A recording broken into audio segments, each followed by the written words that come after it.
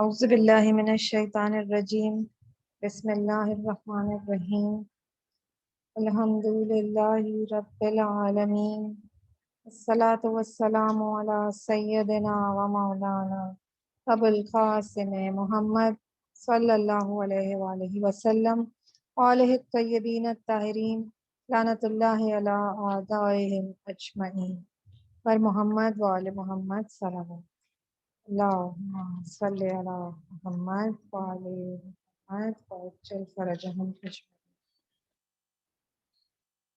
آج کے سیشن میں ذکر لفظی اور ذکر قلبی دونوں کی اہمیت بیان کرنے کی کوشش کی جائے گی۔ مناسب ہوگا کہ ذکر لفظی کے بعض فائدے اور حکمتوں کی طرف اشارہ کیا جائے۔ ذکر لفظی کے فوائد میں سے پہلا فائدہ یہ ہے کہ انسانی بدن کے اعضاء میں سے ہر باڈی پارٹ خداوند تعالیٰ کی عبادت اور بندگی میں سے اپنا اپنا حصہ رکھتا ہو۔ جیسے آنکھ کی عبادت یہ ہے کہ آیات الہی کی طرف نگاہ کرے، آیات قرآن پہ نگاہ کرنا، یا مکہ مکرمہ میں خانہ کعبہ پہ نگاہ کرنا عبادت ہے۔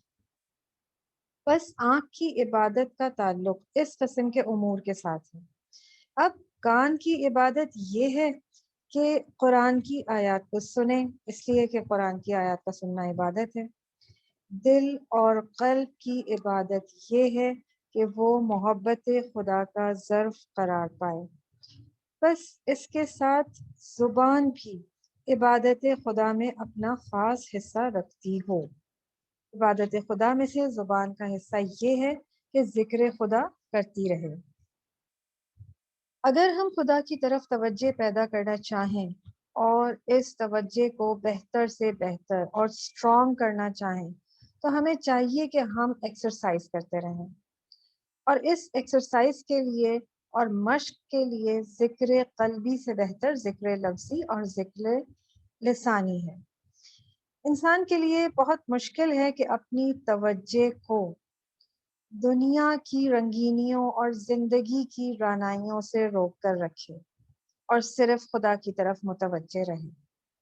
عام انسانوں کے لیے یہ کام چند منٹوں یا 1-2 گھنٹے کے لیے دن یا رات میں ممکن ہو سکتا ہے، کیونکہ جیسے کوئی لیسن پڑھنا ہے، کوئی اسٹڈی کرنا ہے، جاب ہے، بزنس ہے، دوسروں کی مدد کرنا ہے، برادران ایمانی کی حاجت پوری کرنا ہے، اور اس قسم کے اور بھی کام ہوتے ہیں۔ یہ وہ سارے کام ہیں جن کے لیے ہمیں مصروف رہنا پڑتا ہے۔ اس لیے ان تمام کاموں کے دوران خدا کی طرف توجہ مرکوز رکھنا بہت مشکل کام ہے۔ ہم میں سے بہت سے لوگ حتیٰ اپنی نماز میں، کہ جو ہمارے لیے خصوصی توجہ کا وقت ہوتا ہے، اس تک میں اللہ تعالیٰ کی طرف توجہ نہیں رکھ پاتے۔ چند لمحے ابتدا میں اللہ اکبر اور بسم اللہ الرحمن الرحیم کہنے کے وقت ہم حضور قلب رکھتے ہیں، اور اس کے بعد ہمارے حواس گم ہو جاتے ہیں۔ آخر نماز تک ہم نماز اور یاد خدا سے غافل ہو جاتے ہیں۔ اس لیے ہم عام انسانوں کے لیے آسان ذکر وہی ذکر لفظی ہے۔ اگر انسان اپنے آپ کو ذکر لفظی کا عادی بنا لے تو آہستہ آہستہ ممکن ہو جاتا ہے کہ ذکر لفظی کہنے کے دوران اس کے معنی پر بھی توجہ کرے۔ یہ ذکر لفظی گریجولی ذکر قلبی کا اچھا وسیلہ ثابت ہو سکتا ہے۔ یہی وجہ ہے کہ لفظی ذکر قلبی توجہ کے لیے بہتر ذریعہ ہے، خصوصی طور پر ان لوگوں کے لیے جو اس راستے کی ابتدا میں ہیں۔ یہاں تک یہ بات کلیئر ہو گئی ہے کہ لفظی ذکر ایک لازمی چیز ہے اور اس کے اثرات سے انکار ممکن نہیں۔ البتہ اس بات کی طرف بھی توجہ رکھنی چاہیے کہ ذکر قلبی بھی خاص قسم کے آثار اور فوائد رکھتا ہے۔ وہی قلبی ذکر اور توجہ ہمارے دل اور روح کے اندر ذات خدا کا موجود رہنا ہے۔ اگر عبادت کا عمل روح کے ساتھ نہ ہوا تو اس عمل سے صاحب عمل کو کوئی فائدہ حاصل نہیں ہوگا۔ مثلا نماز شب کے بارے میں بحار الانوار کی ایک روایت ہے، کتنے ہی رات کو قیام کرنے والے ہیں جن کو سوائے بیداری کے کچھ حاصل نہیں ہوتا، یعنی کتنے شب زندہ دار ہیں جن کو شب زندہ داری کے علاوہ کچھ نہیں ملتا۔ اسی طرح روزے کے بارے میں بحار الانوار کی روایت ہے، کتنے روزے دار ہیں کہ ان کو روزے سے سوائے بھوک و پیاس کے کچھ نہیں ملتا۔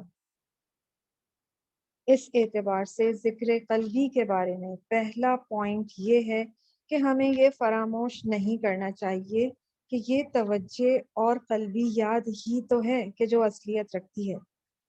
اگر ہماری پوری زندگی ذکر لفظی کے انجام دینے میں خرچ ہو جائے مگر توجہ اور حضور قلب اس ذکر لفظی میں ذرہ برابر بھی نہ پایا جائے تو ہمارے روحانی کمال میں اس کا کوئی اثر نہیں ہوگا۔ قلبی ذکر کا ایک ڈسٹنکشن یہ بھی ہے کہ اس میں ریاکاری کا کوئی گزر نہیں ہوتا۔ وہ چیز جو کہ ہمارے اعمال کو بے فائدہ اور بے اثر کر دیتی ہے وہ مسئلہ ریاکاری اور خود نمائی ہے۔ اسے مثال کے طور پر روزہ اس اعتبار سے ایک ایسی عبادت ہے جس میں ظاہری دکھاوا نہیں ہوتا۔ جب تک انسان خود نہ کہے کہ میرا روزہ ہے دوسرے اس سے بے خبر رہتے ہیں۔ ذکر قلبی بھی اسی ڈسٹنکشن کا حامل ہے۔ ہم ظاہری طور پر مثلا درخت، پھول یا آسمان کی طرف نگاہ کرتے ہیں اور حقیقت میں پھول کی زیبائی یا آسمان کی بزرگی کی تاثیر سے خدا کی تسبیح کر رہے ہوتے ہیں۔ ہماری فکر میں خدا کی عظمت اور بزرگی ہوتی ہے، لیکن جو شخص باہر سے ہمیں دیکھے گا وہ یہی سمجھے گا کہ ہم اس وقت صرف ایک پھول دیکھ رہے ہیں اور اس میں مشغول ہیں، اور وہ ہمارے اندر کے جذبات، فیلنگز اور اتار چڑھاؤ شور و غل سے وہ بے خبر ہو گئے۔ ایک اور امپورٹنٹ پوائنٹ ذکر قلبی کے بارے میں جس کا ذکر کر دینا بے فائدہ نہیں ہوگا وہ ہے اولیاء خدا کا ذکر قلبی۔ اولیاء کے دلوں کا حساب جدا گانہ حساب ہے۔ زیارت جامعہ ائمۃ المعصومین میں ہم پڑھتے ہیں، تم لوگ ایسے دلوں کے مالک ہو کہ اللہ تعالیٰ خود ان کی تربیت کا نگران ہے۔ اس حالت میں اللہ خود دلوں کو اپنی طرف کھینچتا ہے اور دلوں کو اپنی طرف متوجہ کرتا ہے۔ بلکہ جو بھی سچے دل سے خدا کی عبادت اور بندگی انجام دے گا تو صرف اولیاء خدا ہی نہیں بلکہ خدا اپنے ان تمام بندوں کی کوشش جو اس نے اس راستے میں انجام دی ہے اس سے زیادہ اس کی مدد کرتا ہے۔ خدا بندے کریم خود اسباب بنا دیتا ہے، اپنے خاص بندوں کو اس طرح اسباب بناتا ہے کہ اپنے بندے کو ان چیزوں کی نشاندہی کر دیتا ہے جو دوسروں کو نظر نہیں آتی ہیں تاکہ اسے اپنی طرف متوجہ کرے۔ آخر میں اللہ تعالیٰ سے دعا ہے کہ ہمارے لیے بھی ایسے اسباب پیدا کر دے کہ ہماری توجہ گناہوں سے دور ہو جائے۔ آمین الہی آمین۔ پر محمد وآل محمد صلوات اللہم صلی علی محمد وآل محمد وعجل فرجہم اجمعین۔ دعائے سلامتی امام زمانہ۔ بسم اللہ الرحمن الرحیم۔